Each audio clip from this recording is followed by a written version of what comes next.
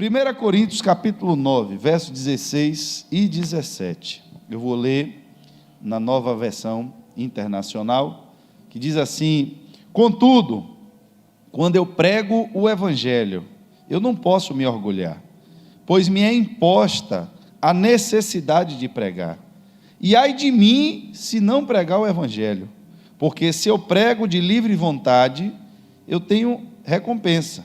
Contudo, como prego por obrigação, estou simplesmente cumprindo uma incumbência a mim confiada. Feche seus olhos. Espírito Santo de Deus, meu Pai, nós nesse momento invocamos mais uma vez o Teu nome neste lugar. Meu Pai, pedimos ao Senhor que tomes a direção deste culto, porque, meu Pai, nós não queremos estar aqui nesse lugar se não for, meu Pai, pela presença do Teu Espírito Santo.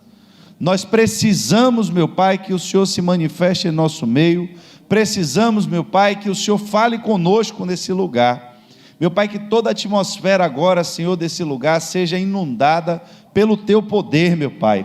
Nós quebramos, Senhor, todo espírito que quer trazer cansaço ao Teu povo, que quer trazer desânimo. Meu Pai, eu sei que é possível, meu Pai, que muitos durante esse dia tenham tido, Senhor, momentos de se sentir exaustos, de até pensar em não vir para a Tua casa nessa noite.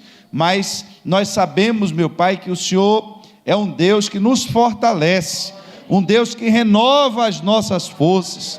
E agora, meu Pai, eu peço que todo mal, meu Deus, seja arrancado desse lugar em nome de Jesus.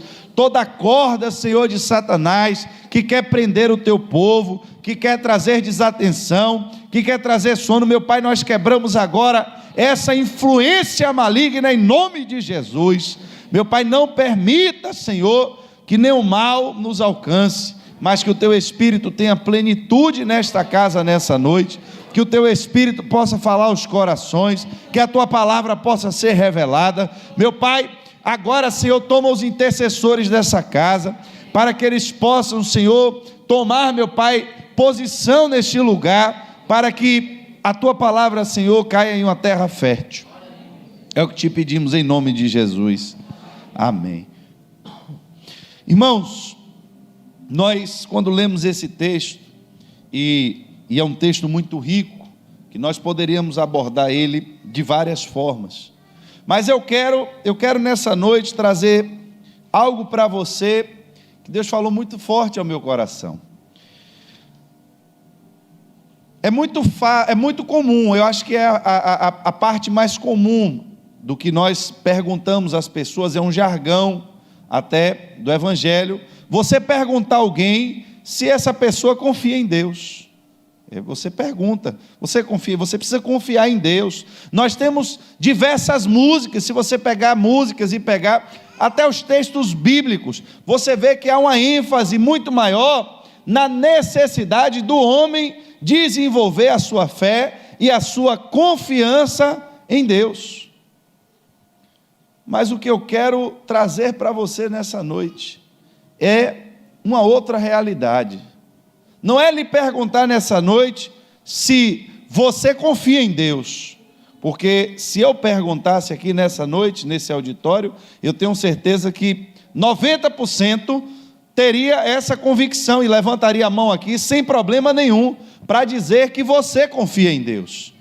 Talvez os outros 10% levantassem a mão para não ficar com a mão abaixada junto com os outros, mas eu tenho certeza que se eu perguntasse escancaradamente se alguém aqui nesse auditório nessa noite não confia em Deus, talvez uma ou duas pessoas tivessem essa coragem de revelar um sentimento desse, que não confia em Deus.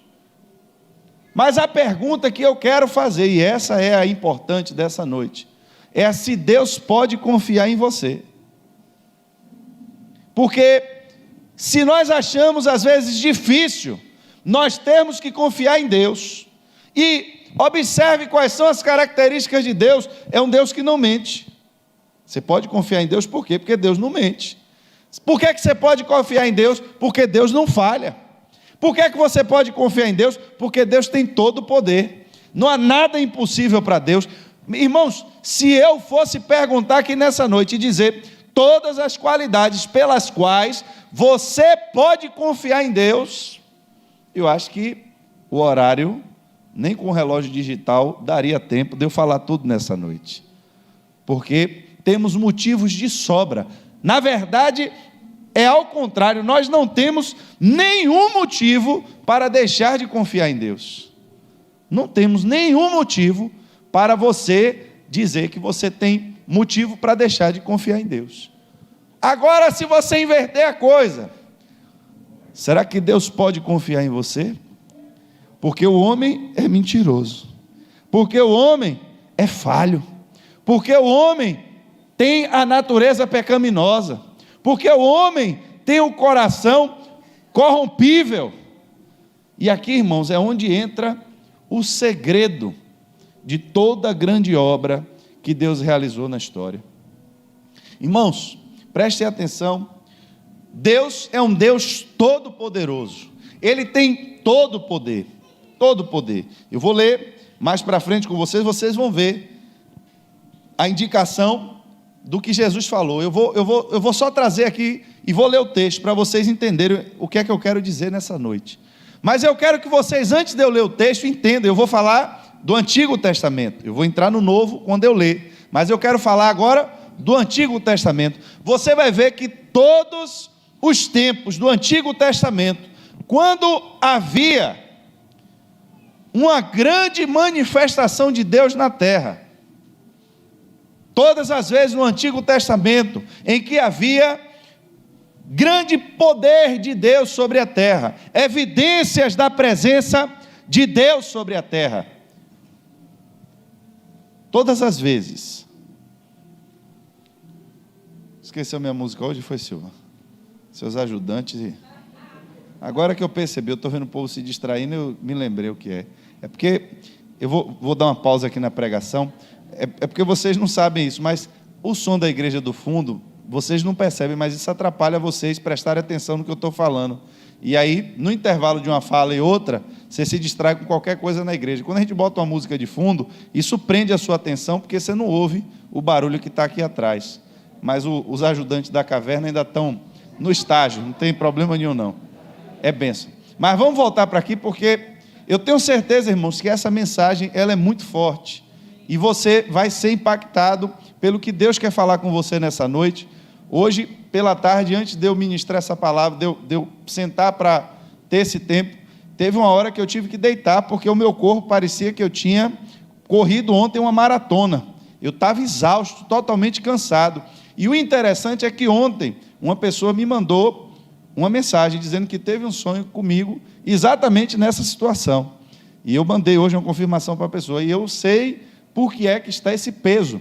Eu sei o que é que está acontecendo. Então fiquem ligados, para que você não seja roubado, porque a minha parte eu já peguei, mas eu quero que você receba a sua em nome de Jesus, porque Deus quer fazer algo grande, mas para fazer algo grande, Deus tem que confiar em alguém, e é nisso que eu estou querendo que você entenda.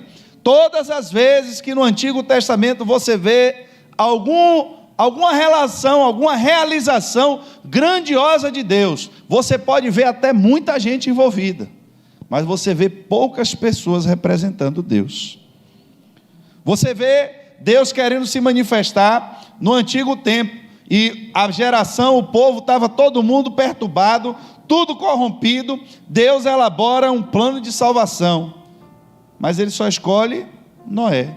Só quem representava ali e estava ali com Deus foi Noé. Se você perguntar a qualquer criança, elas entendem o que era uma coisa ridícula na época, construir um barco em terra seca. Elas entendem hoje, para o nosso tempo, como aquilo foi indispensável para a salvação de todas aquelas vidas que se salvaram do dilúvio. Mas a revelação do projeto, Deus não chamou a família de Noé toda e revelou. Deus deu o projeto a Noé, salvou a família toda, mas Deus deu o projeto a Noé. Em ti serão benditas todas as famílias da terra. Quem foi que Deus disse isso? Mas Ele só disse isso a Abraão. Os outros vão ser abençoados por causa de você. Em ti a partir de você, o povo está escravizado no Egito.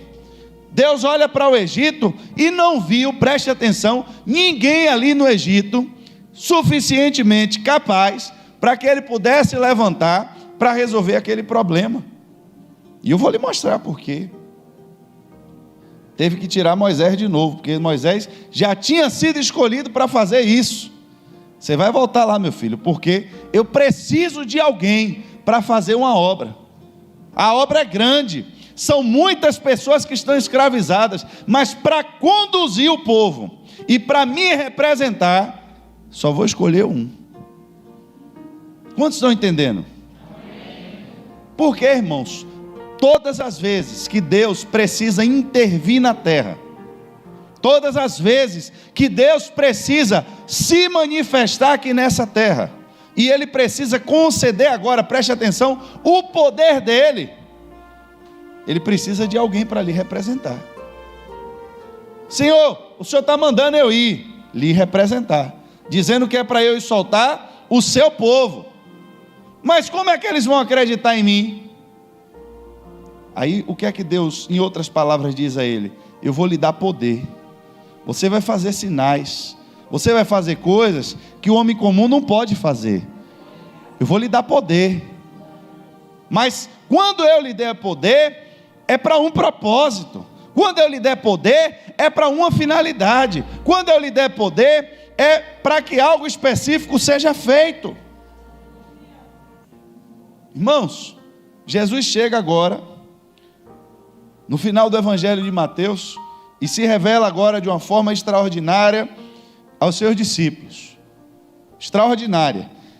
A Bíblia diz que Jesus, em Mateus 28, do 18 ao 19, diz assim: e Jesus aproximou deles e disse: foi-me dada toda a autoridade nos céus e na terra. Foi-me dada toda a autoridade aonde? Nos céus. Portanto, vão e façam agora discípulos de todas as nações, batizando-os em nome do Pai, do Filho e do Espírito Santo. Agora preste atenção, Jesus diz, tem uma obra para vocês fazerem, uma obra para vocês fazerem. Eu recebi todo o poder. Jesus recebeu o quê? Todo o poder. Ficou faltando alguma parte? Porque ele recebeu o quê? Todo o poder. Só que agora, quem vai fazer a obra, não sou eu. Espera aí, Jesus, então tem alguma coisa errada. Se agora que o Senhor recebeu todo o poder, era exatamente agora que era para o Senhor ir com a gente resolver o problema. Antes o Senhor tinha poder, mas ainda não tinha todo o poder. Agora o Senhor recebeu todo o poder, ninguém pode lhe matar mais, ninguém pode lhe prender mais. Então chegou exatamente o momento oportuno do Senhor ir com a gente. Não, mas quem vão agora são vocês. E como é que a gente resolve isso? Aí você vai ver agora em Atos, no capítulo 1, verso 8, Jesus vai falar aos discípulos: vocês receberão o quê? Poder. Mas receberão poder quando o Espírito Santo, de quem era o Espírito Santo? De Deus. O Espírito Santo é o próprio Deus, é todo poder também. Vocês, mudando o texto, vocês receberão poder quando aquele que tem todo o poder descer sobre vocês, e vocês serão minhas testemunhas em Jerusalém, na Judéia, Samaria e até os confins da terra. Vamos pensar, se Jesus diz que foi dado a ele todo o poder, se Jesus diz que os discípulos agora vão representar ele, e quando estiverem representando ele, ele vai dar a sua autoridade, e ele tem toda a autoridade nos céus e na terra, e os discípulos vão ter que ir pelo mundo, fazendo discípulos de todas as nações. Os discípulos representam Jesus, Jesus tem todo o poder, e em Atos agora ele diz, e o Espírito que tem todo o poder, vai estar com vocês. A pergunta é, por que é que nós não estamos vendo então todo esse poder? Por que é que não está se manifestando por aí todo o poder? É exatamente, irmãos, pelo ponto qual você precisa entender nessa noite. É porque Deus não pode confiar o seu poder a qualquer pessoa. Não pode. Porque é terrível a incapacidade do ser humano de lidar com o poder. Aí vai falar de quem? Vai falar do diabo? Ele é o primeiro. Ele não era homem, mas ele foi o primeiro que não soube lidar com o poder. Porque Deus deu a ele o quê? Muito poder. Ele tinha muito poder. Ele tinha muito poder. E para que foi que ele quis usar agora o poder dele? Quis usar o poder dele para a sua própria glória. A Bíblia nos ensina que tudo que nós tenhamos que fazer, venhamos a fazer, que seja tudo para a glória de Deus. Mas Satanás tinha tanto poder, ele tinha tanto poder, ele tinha poder na beleza. Poder na beleza. A beleza dele atraía as pessoas. Beleza, irmãos, é poder. Beleza é poder. Se não fosse assim, a roupa bonita não seria mais cara do que a roupa feia. Por quê? Porque todo mundo quer a roupa boa, todo mundo quer a roupa bonita para se sentir bonito. Por quê? Porque a beleza é poder, é uma forma de poder. Todo mundo quer ficar bonito. Você se sente bem quando você está bonito. Você se sente bem quando você está bem arrumado. Isso lhe dá uma sensação de poder. Beleza. Satanás, a Bíblia diz que ele coordenava o coro celestial, a música no céu. Ele era o responsável. Quando ele usa o poder agora de forma irresponsável, ele não é só o responsável pela sua queda, como aqueles que tinham menos poder do que ele, pelo seu poder e pela sua influência, ele ainda leva consigo 1/3 dos anjos do céu. Anjos que nunca mais verão a glória de Deus. Anjos que para esses não houve um Salvador. Anjos que para esses não houve um Cristo. Anjos que herdarão o inferno junto com Satanás. Anjos que passaram a ser chamados agora de demônios. Anjos que a Bíblia diz que perderam a sua posição e que serão destruídos na condenação do juízo de Deus. Por quê? Porque alguém que tinha maior poder. Irmãos, você vê o poder de Deus que estava em Elias. Aí nós achamos fantástico, e é fantástico de verdade, quando você vê a insistência de Eliseu em permanecer com Elias. Fique aqui, não, eu vou com o senhor. E o que é que você quer? Eu quero a porção dobrada do Espírito que está na sua vida. E a gente acha isso fantástico, e é fantástico mesmo. Todos os outros ajudantes de profeta foram ficando pelo caminho, mas Eliseu ficou ali no pé. E ele disse: se você vê a hora que eu for tomado, você vai receber. Quando ele vê a carruagem de fogo que ele grita, a capa de Elias cai e ele pega. O que foi que ele recebeu? Poder. Aí vai agora o homem de Deus, o profeta, com o dobro do poder que tinha o profeta Elias. Com o dobro, cheio do poder. Só que ele era careca. O fato de você ser cheio do poder não quer dizer que você vai perder as suas deficiências.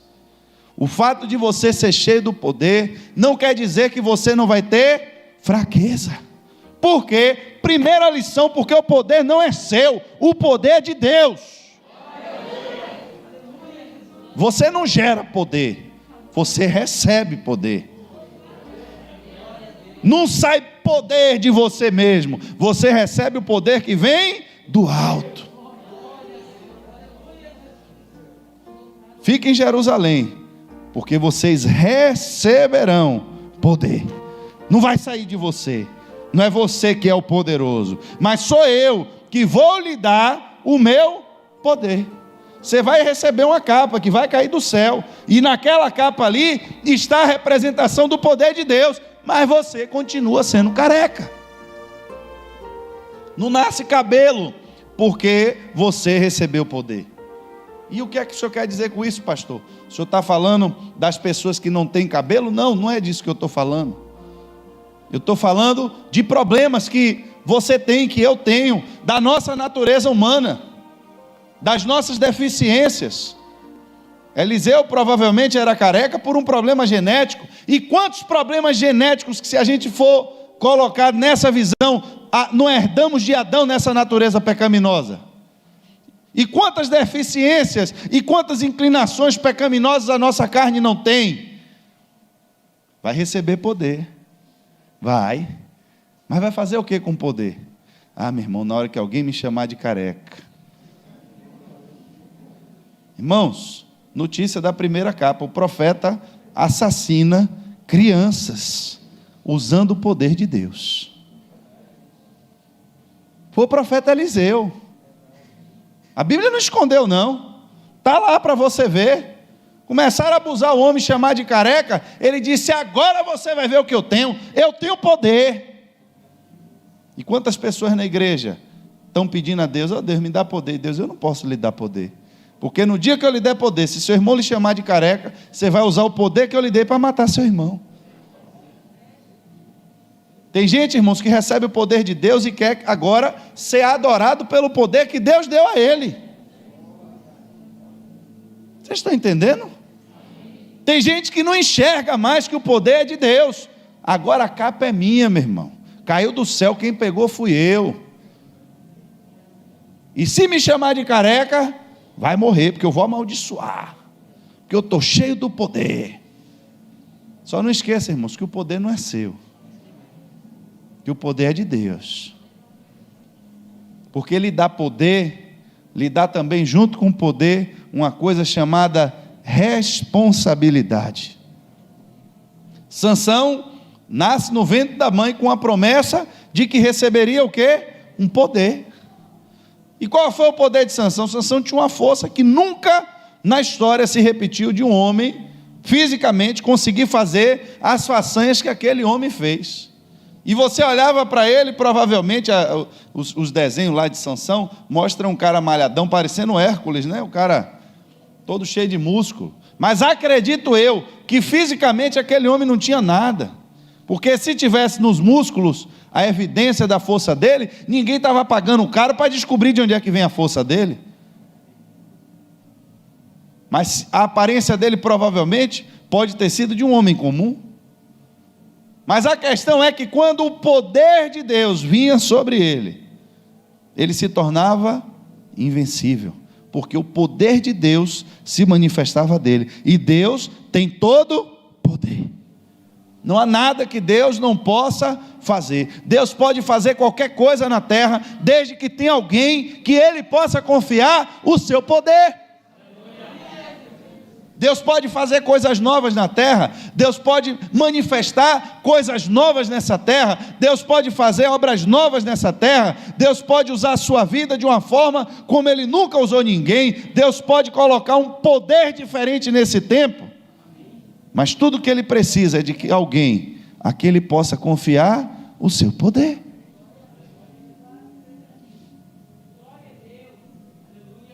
Deus levanta alguém e dá o espírito de profecia, e aí a pessoa está no anonimato, ninguém conhece, e aí chega e dá a primeira profecia. Quando bate certinho, alguém aí vê e diz: olha, ali é o poder de Deus, deixa eu fazer amizade com essa pessoa, porque eu quero usar um pouquinho do poder, eu quero andar com quem tem poder. E aí começam os presentes, começam os reis a chamar, e chegam os Balaques da vida. Eu estou precisando fazer um trabalho aí, estou precisando que você ore, que você faça altares, eu preciso que você use o poder que você tem agora em meu favor. E às vezes Deus não fala mais nada, e aí o profeta vai e larga a profetada dele para poder receber o presente, para poder receber a recompensa. E aí depois é a palavra de Deus que cai em descrédito. Não é o profeta que cai em descrédito, quem cai em descrédito é Deus, porque o profeta supostamente estaria representando Deus. A pessoa perde a sua fé, a pessoa perde o seu ministério na igreja muitas vezes, a pessoa perde o seu casamento. Eu soube de uma história de uma pessoa próxima da nossa família, de um rapaz que ele era muito bem de vida. ele era concursado do Estado e ele ganhava muito bem, mas toda vez que ele encontrava uma moça para casar, ele levava uma profeta para a profeta orar, para saber se Deus aprovava, e essa profeta nunca aprovou ninguém, mas todo mundo que andava com ele sabia que ela tinha uma sobrinha que andava doida para poder o cara um dia perguntar se ia orar por ela ali também. Era de Deus? Ou será que era a vontade dela de querer usar agora o poder que Deus deu para puxar alguma coisa em seu proveito? Irmãos, quantos dons e talentos Deus não já deu aos crentes das gerações que passaram, e eles passaram a servir agora, não mais a Deus com seus dons e talentos, mas passaram a servir ao dinheiro, se venderam à fama, deixaram de fazer a obra de Deus no dia que eles conquistaram o que eles queriam, e agora eles precisam curtir a vida, e agora eles precisam aproveitar o tempo que tem nas suas mansões.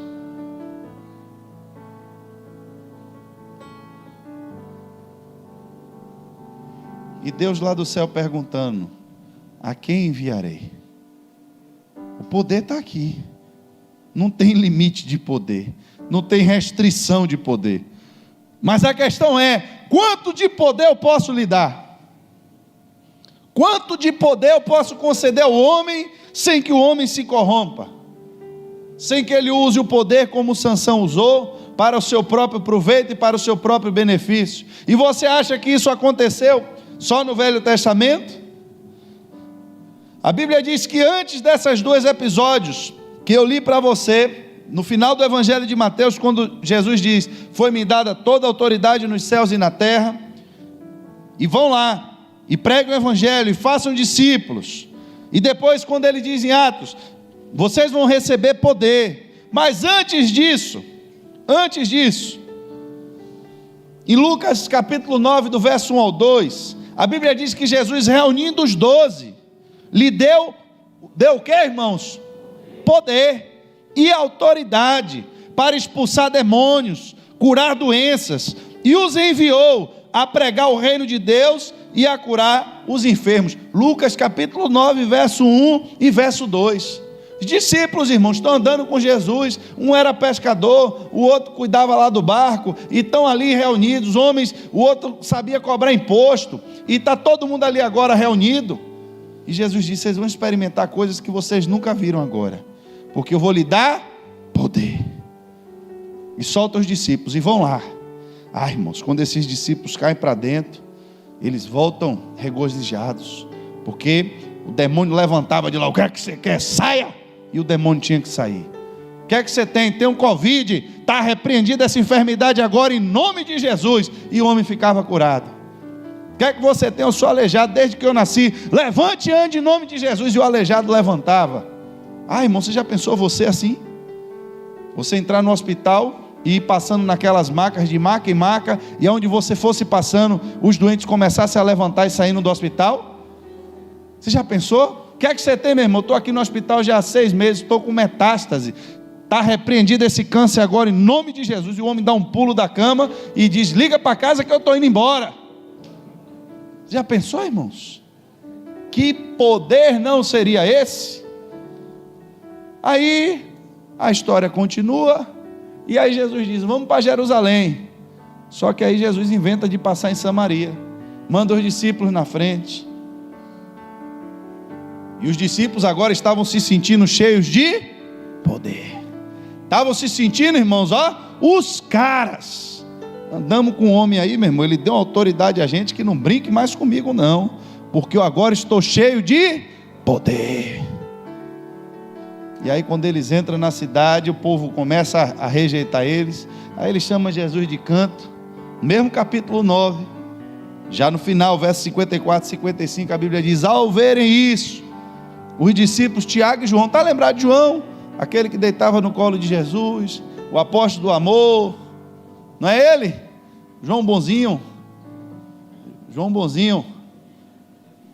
o homem do amor. Já viu ele falando de amor, as cartas de João do amor? Aquilo ali já foi muito tempo depois, quando João atingiu a maturidade no Espírito, que ele entendeu, João, e ninguém fala do amor de Deus como João, ninguém. Procure alguém aí para falar do amor de Deus, não tem ninguém igual a João, não. Ele amou o mundo de tal maneira, que deu seu Filho. Filhinhos, vos escrevo, a saudação do homem, filhinho, homem, filhinhos. Você tem que amar seu irmão, porque se você não ama a seu irmão que você vê, como é que você vai amar Deus que você não vê? Quem diz que conhece a Deus e não tem amor, é mentiroso. O cara está amor. Mas quando João recebeu pela primeira vez o poder, meu irmão, samaritano não quer deixar a gente entrar não? Espera aí que você vai ver uma coisa agora, seu samaritano do inferno. Senhor, eu só preciso de sua autorização aí. E o que é que vocês querem, meu filho? Se o Senhor me der uma ordem agora, vai cair fogo do céu e vai queimar todo mundo aí dentro. A Bíblia diz que Jesus não chamou ele para bater um papo. Jesus não chamou ele para conversar e ter um momento particular. A Bíblia diz que Jesus os repreende. Ei, rapaz, pensa um negócio que mata quem está cheio de poder. Pensa um negócio duro para quem se sente cheio de poder. Ser repreendido. A Bíblia diz que Jesus aprendeu pela obediência. Padeceu aqui, para aprender pela obediência, pelo que sofreu, pelo que padeceu. E aí, Senhor, vamos entrar e vamos tocar fogo nesse samaritano, agora vai cair fogo do céu, vai virar a segunda Sodoma e Gomorra. A Bíblia diz que Jesus chega agora para os discípulos, que ele mesmo escolheu, que ele mesmo deu poder, mas chega agora para eles e repreende eles. Jesus não disse a eles uma coisa bonita. Jesus não disse a eles umas palavrinhas que eles poderiam digerir. Mas em outras palavras, o que Jesus disse: vocês estão achando que vocês são filhos do diabo? Foi isso que Jesus disse, porque ele pergunta: vocês não sabem de que espécie de espírito vocês são? Não é isso que ele está perguntando? Vocês estão com poder, mas quem lhe deu o poder não foi o diabo. Quem lhe deu o poder foi Deus, só que você está querendo usar o poder de Deus para fazer a obra do diabo. Vocês não sabem de que espírito vocês são? Porque se você entender de que espírito você é, você vai entender qual é a obra do espírito ao qual você pertence. Porque o Filho do Homem não veio para destruir a vida dos homens, mas veio para salvá-los. Quem deu poder a eles foi Satanás? Não. Quem deu poder a ele? Foi Jesus. Mas eles queriam usar o poder agora para fazer a obra de Satanás. Porque Satanás veio para matar, roubar e destruir. E o que é que eles queriam fazer com o samaritano? Destruir. Por quê? Porque eles se sentiram rejeitados. Outra coisa que mata quem está cheio do poder: se sentir rejeitado. Entenda, irmãos, que o poder que mexe com o ser humano é em todas as áreas. É aquela velha conversa do você sabe com quem você está falando? Esse você sabe com quem está falando é com alguém que tem poder, porque os homens deram poder a ele, e ele pode ser um governador, ele pode ser um desembargador, porque ele está cheio de poder, porque os homens deram poder a ele. Mas age da mesma forma o homem, e eu estou falando do homem da carne, aquele que está cheio do poder de Deus, e aquele que está cheio do poder de Satanás também. Não é só quem está com o poder de Deus. Vai mexer com o filho das trevas, que está cheio do espírito do diabo, para você ver se ele não lhe amaldiçoa, e se ele não usa o poder que ele tem para lhe destruir. Mexa para você ver. Porque isso é do homem, isso é dessa carne. O homem precisa estar revestido de Deus, de um quebrantamento espiritual, com o seu coração todos os dias se alinhando com Deus, para que ele possa lidar com o poder de Deus. Porque, irmão, se não souber usar o poder, é capaz de você pegar o que Deus lhe deu para fazer a vontade do diabo. E quem ia fazendo isso eram os discípulos. Eu sou melhor em quê do que eles? Será que se Jesus estivesse ali e eu estivesse no meio daquela multidão, ele ia me escolher? Ia escolher nada. Tinha tanta gente melhor do que eu lá. Eu nem ia ser um dos 12. Eu nem ia ser um dos 12. Mas dos 12 que ele escolheu. Os dois e mais João, que depois tem uma participação fundamental. Você tem a revelação do livro do Apocalipse hoje na sua mão. É o único que tem a revelação do fim, de forma tão clara, de forma tão evidente, com tantos detalhes. Foi esse que Deus usou depois para trazer uma das maiores revelações futuras que a gente tem, tão complexa, que até hoje, nos nossos dias, a gente não consegue entender tudo. Foi João. Mas quando recebeu o poder,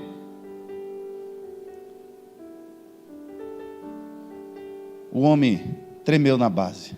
Quem são esses samaritanos para nos rejeitar? É só o Senhor autorizar, que nós vamos agora invocar o céu, e vai cair fogo na cabeça desses homens. Irmãos, a pergunta que foi feita nessa noite hoje não é se você confia em Deus. A pergunta é se Deus pode confiar em você. Se Deus colocar poder na sua mão, o que é que você vai fazer com o poder de Deus?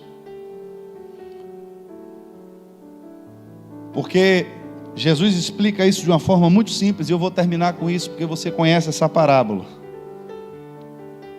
a respeito dos talentos.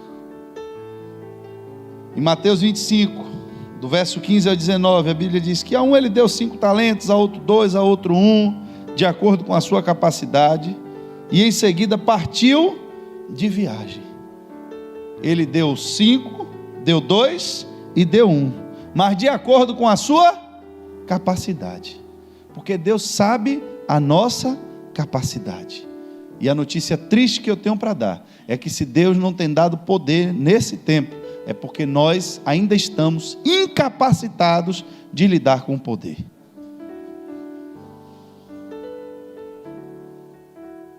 Quem é você? O reverendo Jailson. Reverendo Jailson, sim senhor. O senhor pode vir, reverendo Jailson, ministrar na minha igreja? Eu posso, mas com uma condição: o senhor vai reservar para mim a suíte presidencial do seu hotel, com a cama plus size, com, por favor, comida japonesa e frutas exóticas, né, para a gente comer lá. Por que, reverendo Jailson? Porque eu tenho poder, e para eu levar o poder até o senhor ainda tem que me dar uma oferta generosa, que eu não cobro, mas é uma oferta generosa, voluntária, de no mínimo R$10.000. Vocês estão dando risada? Sabe de nada, inocente. Eu queria convidar o Querubim Clécio para ministrar na minha igreja. Sua igreja tem quantos membros, meu amado? Tem 3.000. Vai ser divulgado em televisão o evento? Não, senhor, vai passar na rádio. Então, infelizmente, a minha agenda nesse dia, eu tenho um compromisso de oração com Deus, porque eu vou subir ao Monte Calvário e eu não posso ir. O que é que você veio manifestar aqui nessa casa? É o que você sabe fazer? Mas Deus deu coisas que para ele tinha valor, talentos tinha valor para ele, era o poder dele. Quem tem dinheiro nesse mundo tem poder. É verdade ou é mentira? Verdade. E o que Deus deu a ele foi talentos, deu a eles poder. Só que aquele que não desenvolveu, irmãos, infelizmente, ele vai ser condenado. Não é tipo assim, ó, meu irmão, você vai deixar de ganhar. Não, era melhor você nem ter recebido nada. Quem não recebeu nada, irmão, está na vantagem. Por quê? Porque não vai ser cobrado dele nada. Agora, quem recebeu, irmãos, e não produziu, a Bíblia diz que esse daqui, você vai ver agora, do verso 28 ao 30, tirem o talento dele e entreguem ao que tem 10, pois a quem tem, mais será dado, e terá em quantidade, mas a quem não tem, até o que tem será tirado. E lancem fora o servo inútil nas trevas, onde haverá choro e ranger de dentes, porque eu confiei nele, porque eu dei algo meu a ele, E eu exigiria dele que, no mínimo, já que ele não quis trabalhar, que ele desse alguém para trabalhar o que eu dei a ele. Mas ele não fez nada. Morreu com o talento que eu dei a ele, não produziu nada. Irmãos, o texto que nós lemos nessa noite, Paulo está dizendo: eu tenho que pregar o evangelho, e eu não estou esperando recompensa nenhuma disso. Porque se eu tivesse que pregar o evangelho por minha livre vontade, eu poderia esperar alguma recompensa. Mas eu recebi algo que a mim foi confiado, é o que você vê no final. Estou cumprindo uma incumbência a mim confiada. Quando Paulo pregava o evangelho, ele não se sentia melhor do que os outros que não podiam pregar. Quando ele pregava o evangelho, ele não se sentia superior a quem estava ouvindo ele, mas quando ele pregava o evangelho, ele se sentia obrigado por vocês, ele se sentia com a obrigação de levar até vocês o que Deus deu a ele, de manifestar a vocês o dom que estava na vida dele, porque aquilo ele entendia que foi algo que Deus deu a ele em confiança. Meu irmão, o apóstolo Paulo, por onde passava, a sombra dele curava os doentes. Se fosse você, quantos doentes você ia curar por dia? Talvez no primeiro mês você ia querer sair pela rua curando todo mundo, para o povo ver o poder que você tem. Mas chega uma hora, irmãos, que cansa.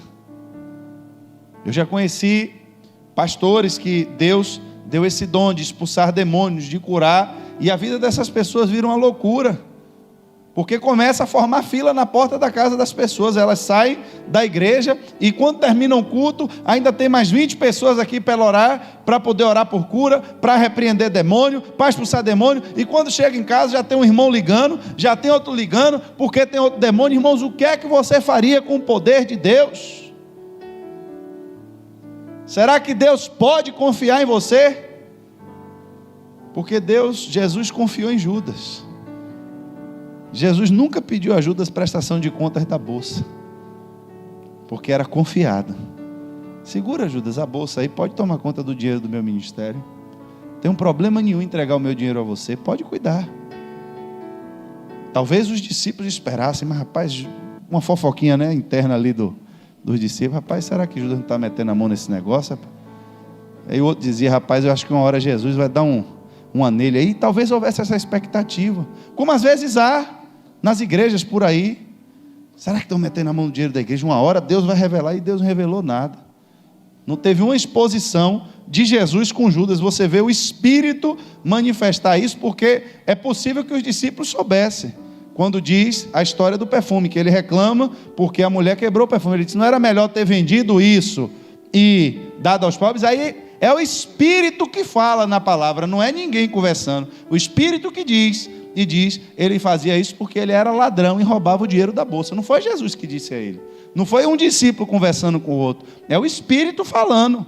Porque quem escreveu a Bíblia foi o Espírito, usando as pessoas. Tudo que foi escrito aqui foi escrito pelo Espírito de Deus.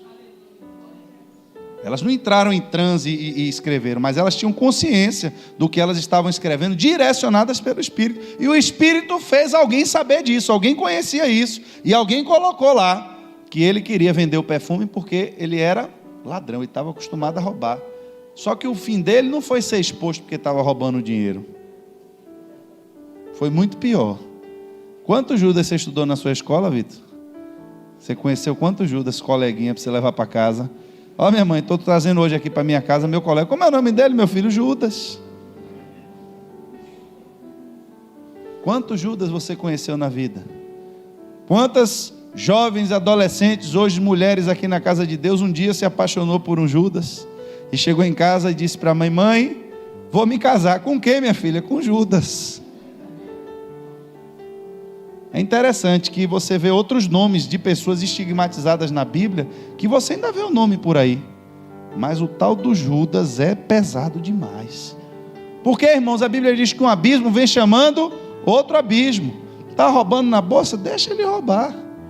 Quando chegar na hora da prova da fé dele, quando jogarem 30 moedas na mão dele, ele não vai aguentar resistir a essa tentação. Foi por 30 moedas que ele vendeu Jesus, foi pelo dinheiro. Ele vendeu Jesus, ele se tornou o maior traidor da história da humanidade. Se tornou a pior imagem que uma pessoa, um ser humano pode ter, que nem ele mesmo suportou o peso do pecado dele, tirou a própria vida dele. Por quê? Foi um pecado novo? Passou uma mulher na rua e Judas foi atrás? Não, o pecado já estava lá, ele já vinha futucando a bolsa, já vinha metendo a mão no dinheiro. Na hora que a oportunidade grande chegou, ele não tinha mais força para dizer não ao pecado, porque ele já estava vivendo na dimensão do pecado. Jesus pode confiar a bolsa do dinheiro dele a você? Pode colocar o dinheiro dele na sua mão? Jesus pode colocar o poder dele na sua mão? Irmãos, lidar com o que é nosso muitas vezes já é difícil.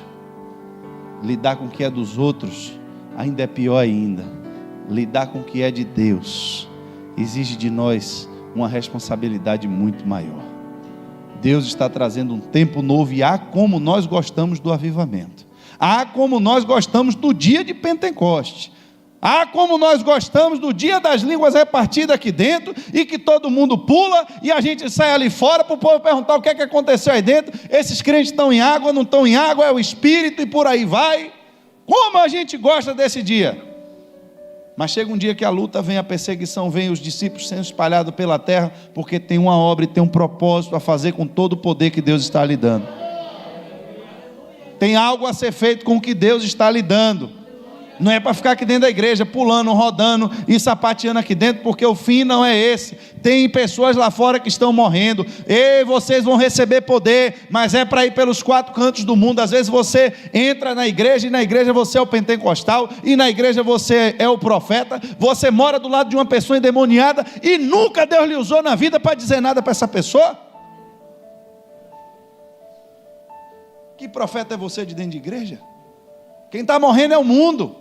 Quem está cheio de demônio é quem está lá fora. A igreja não foi feita, irmãos, só para ficar maciando o crente, não. A igreja foi feita para pregar o evangelho. A igreja foi feita para buscar os perdidos. A igreja foi feita para desfazer as obras de Satanás. E nós não vamos perder essa visão. A igreja vai crescer para quê? Para ficar mais confortável. Aí eu não vou mais precisar sentar apertado com ninguém. Não, eu quero é que encha mesmo, mas que encha e fique mais apertado ainda. E que tenha que crente ficar em pé no culto. E se não tiver ar-condicionado, vai ser no calor. E eu saio daqui todo molhado de suor. Mas, meu irmão, o que tem que encher aqui dentro dessa igreja é de pessoas que precisam ouvir a palavra de Deus para serem salvas. Foi para isso que Jesus nos chamou. Foi para isso que Ele nos deu o seu poder. Não foi para a gente ficar se exibindo dentro da igreja, para ver quem canta mais bonito, para ver quem profetiza mais, para ver quem prega mais, para ver quem chega aqui com a roupa mais bonita, para ver quem chega aqui para contar maiores bênçãos que Deus me deu. Irmãos, eu quero saber o que é que Deus está fazendo com o mundo que está apodrecendo lá fora. Como é que Ele está usando a minha vida, em primeiro lugar. Segundo lugar, como está usando a vida da igreja, para que a gente possa alcançar quem está lá fora se perdendo. Somos rápidos e temos prazer em subir no altar para contar quantas bênçãos Deus nos deu, e que bom, que Deus é um Deus bom. Quando nós priorizamos o seu reino, quando nós fazemos a vontade dEle, Ele faz a nossa. Só que estamos vivendo uma geração que todo mundo quer que Deus faça a sua vontade, que Deus abençoe o seu projeto, que Deus abençoe a sua empresa, que Deus abençoe o seu trabalho. Mas o que é que você tem feito para agradar a Deus?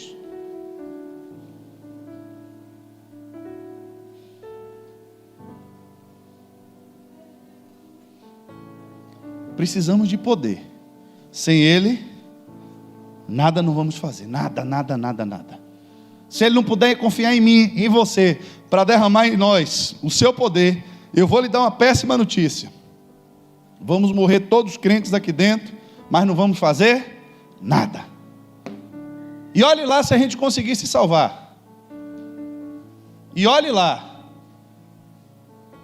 Mas, se Ele entender que pode confiar na nossa mão o seu poder, que pode derramar sobre a sua vida uma unção diferente, porque ainda que você seja perseguido, você não vai negar o nome dEle. Ainda que você seja tentado, você vai dizer: nem só de pão viverá o homem, mas de toda palavra que sai da boca de Deus. O senhor não tem poder? Vai passar fome tendo tanto poder? Para que isso? Transforme pedras em pães, mostre o seu poder. Tem outra passagem que Jesus diz para vocês: todo tempo é tempo. Por que o senhor não vai para a festa? O senhor tem que ir lá se revelar. É agora a Páscoa, e vai estar todo mundo lá, e vai estar o pátio lotado, toda a nação vai se reunir no templo. É a hora do Senhor aparecer. Ei, vocês não sabem de nada, que para vocês todo o tempo é tempo, mas a minha hora ainda não é chegada. E a Bíblia diz: e ele não se confiava a eles, porque sabia o que estava no coração deles. Não era todo mundo que Jesus podia se confiar, não era a todos que ele podia contar o que ele sabia. Irmãos, precisamos do poder de Deus, precisamos crescer. Fique de pé nessa noite.